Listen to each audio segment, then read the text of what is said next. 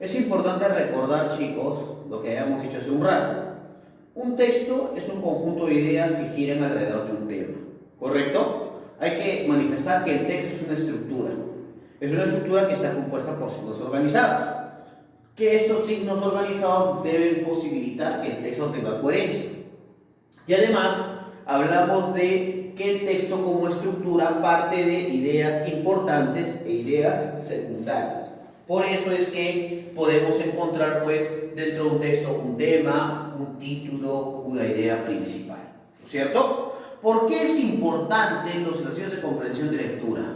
Y eso es importante recordarte aquí, porque todas las universidades evalúan comprensión lectora, por si acaso. Todas las universidades evalúan comprensión lectora, ¿ya? Y al leer lo primero que debes hacer es ubicar el tema, o sea, la idea general del texto.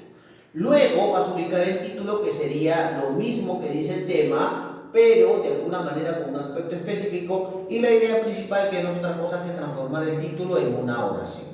O también a veces puede encontrar la idea principal en el mismo texto. Ahora, como dice acá, ¿no? Recuerda que si tú ubicas el tema, el título y la idea principal vienen por añadidura. ¿Por qué? Porque todos dependen del tema, ¿correcto? Es como una conexión o como una hilación determinada. Entonces, lo importante que tienes que tener en cuenta para el desarrollo de estos ejercicios es: punto número 1, concentración. Punto número 2, actividad cognitiva. Punto número 3, la relación de texto, lector y autor. Y punto número 4, que es el más importante, aprender a identificar la intencionalidad comunicativa que presenta el texto.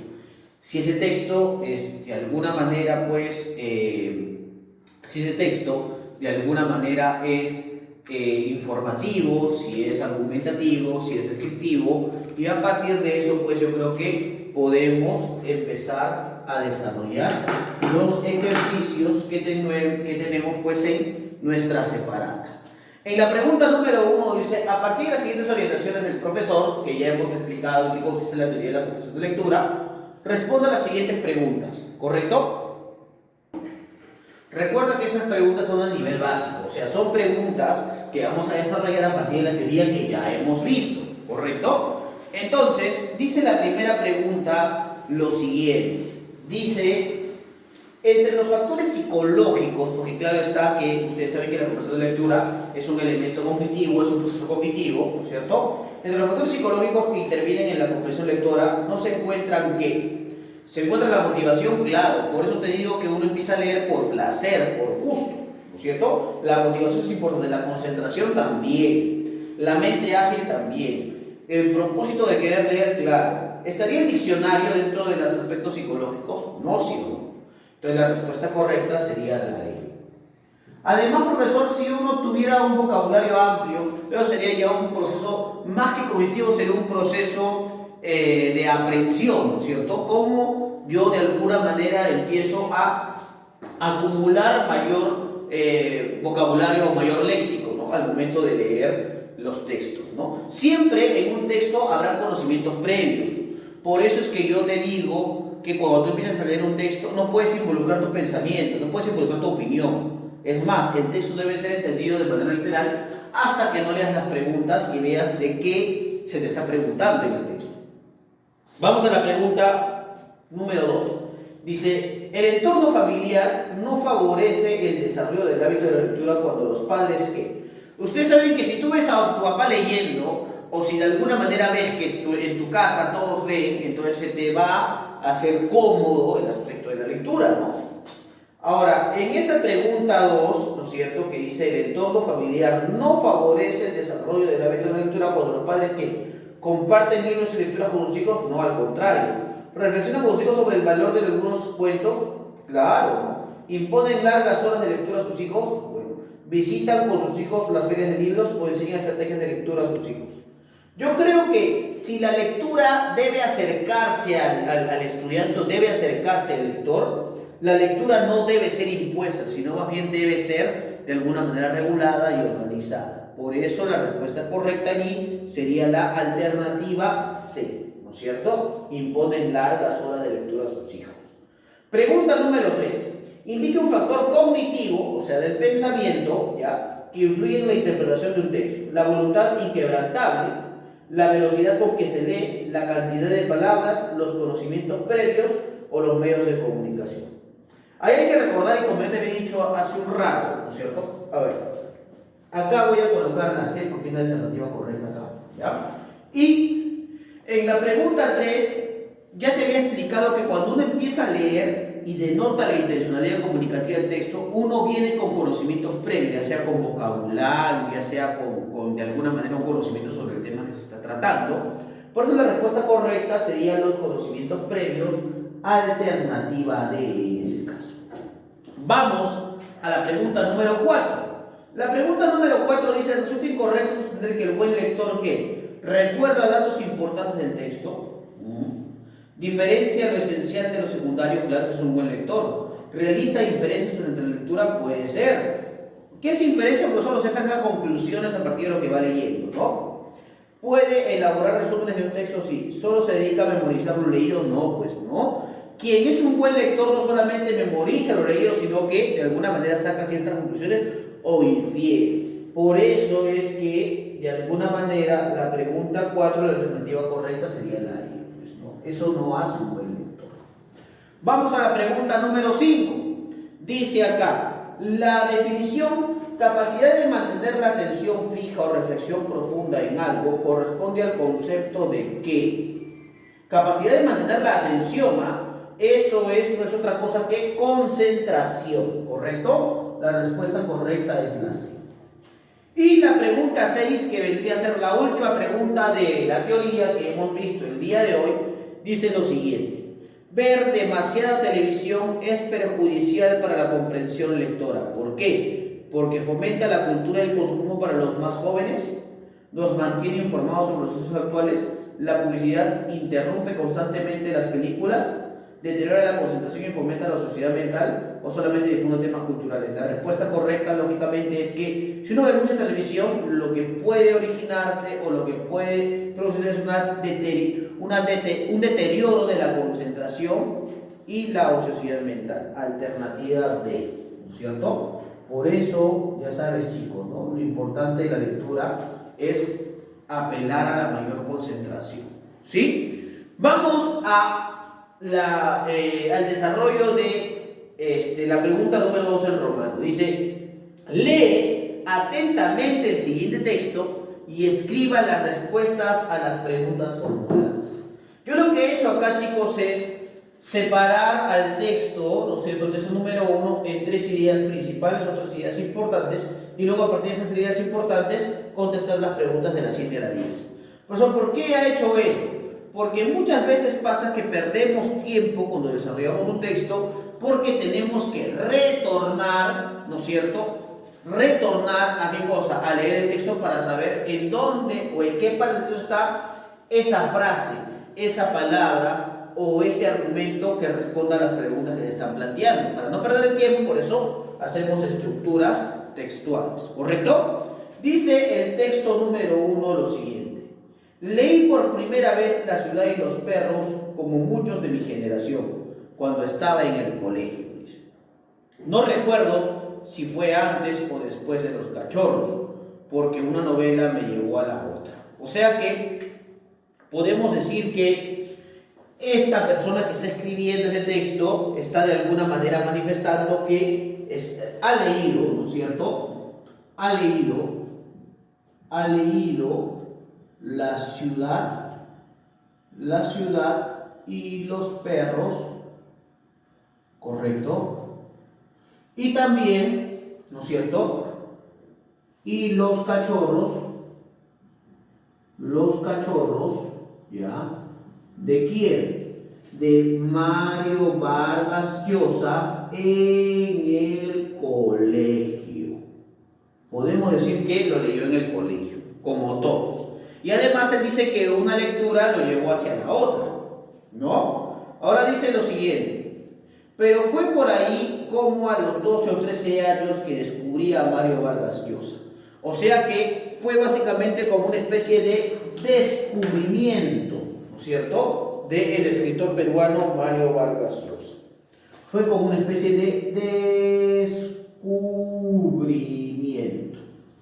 Lo que yo puedo suponer acá es que le interesó mucho Vargas Llosa, porque si a uno le interesa de alguna manera un escritor, solamente lee una novela y ya. Pero por ejemplo, él lee La ciudad de los perros y luego lee Los cachorros. O sea que podemos decir que la lectura de Vargas Llosa, ¿no es cierto?, es de su interés, ¿no? Es como un descubrimiento.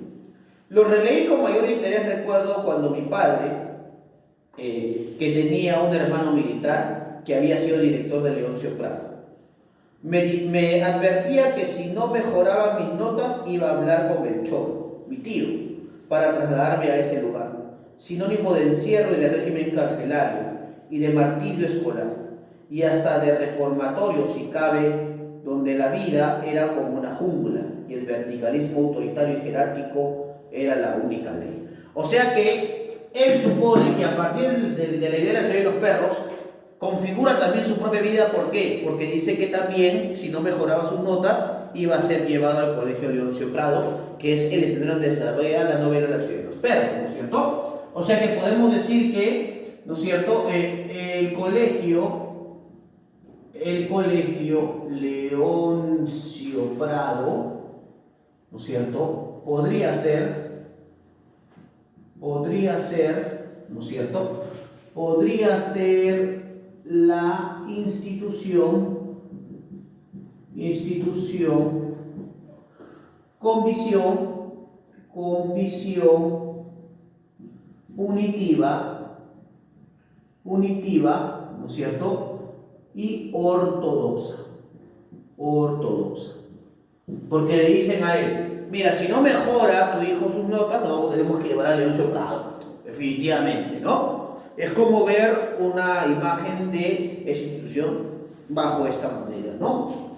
Ahora dice, mi padre nunca cumplió su amenaza y volví a leerla luego de la noticia del Nobel, como una suerte de homenaje personal. Y no sé cómo explicarlo, porque me gustó más que cuando lo hice el par de veces anteriores.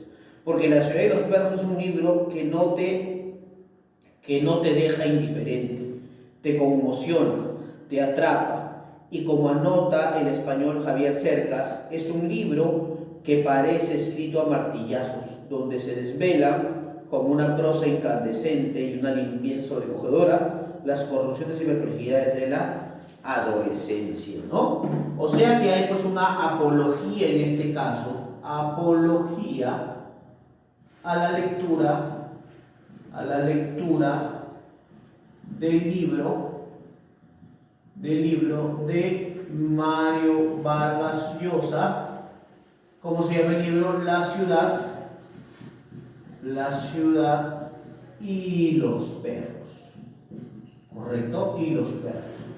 Solamente como dato adicional, ¿no es cierto?, la última parte pues es una opinión ya muy personal de lo que será la lectura de este libro, pero por otro lado, ¿no es cierto?, es importante recordar que La ciudad de los perros es el libro que inaugura lo que se va a denominar el boom hispanoamericano, ¿no?, en el año de 1963, ¿correcto? Listo, ahora sí vamos a responder las preguntitas que tenemos allí, ¿no es cierto? Tal vez, ¿no es cierto?, el tema vendría a ser pues la lectura de La ciudad y los perros, ¿no es cierto? Pero en este caso, por ejemplo, la pregunta sí te dice, escribe el título de la obra que resultó significativa para el autor del texto. Bueno, esa es La ciudad y los perros, definitivamente, ¿no? La ciudad y los perros, ahí está. La ciudad y los perros. Muy bien, perfecto. Vamos a la pregunta 8. Dice, ¿cuál es el sinónimo de la palabra desvelan según el texto? Acá, lo que tenemos acá es lo siguiente, ¿no? Dice acá que, a ver, vamos a ver, acá dice, ¿no? Mario Vargas Llosa, dice, me advertía, a ver, acá dice, mi padre, dice, la releí como yo la recuerdo con mi padre, ¿ya? Me advertía que si no mejoraban mis notas me mandaría. Y ahí dice, donde ese espacio desvela, ¿no es cierto?, y hasta reformatorio si cabe, donde de alguna manera las ideas dicen que se desvelan el verticalismo autoritario, jerárquico, ¿no?, como única ley. O sea, desvelan es muestran, pues, ¿no? Eso es lo que trata de decir. Muestra. Esa novela muestra ¿no es cierto?, de alguna manera las condiciones autoritarias que se manejaban en este colegio. Y luego dice la pregunta número 9. Según el texto, releer una obra literaria permite que lo que permite releer una obra literaria es tener diferentes sentidos, emociones, ¿no? O sea que te puede tener una multiplicidad de interpretaciones. O sea, te permite tener diferentes visiones o miradas de un mismo texto, ¿no? Y la pregunta número 10, la pregunta final de esta parte, que es el nivel básico, dice: en su etapa escolar, el autor del texto tenía temor de estudiar en el Colegio Leoncio Prado. ¿Por qué? Porque el Colegio Leoncio Prado era autoritario y ortodoxo, ¿no? Porque era autoritario y ortodoxo. O también porque yo pienso que también se hizo una idea de lo que era ese colegio a partir de lo que había leído pues, en la novela de Mario Vargas Llosa, pues, ¿no? Definitivamente. Entonces, como nos damos cuenta, el texto número 1, ¿no es cierto?, tiene que ver mucho con, de alguna manera, una visión de lo que es la novela de Mario Vargas Llosa, pero también tiene que ver, chicos, con preguntas bastante literales, pues, ¿no? Todas estas preguntas las contesto a partir del propio texto. Simplemente eso. ¿Por qué, chicos?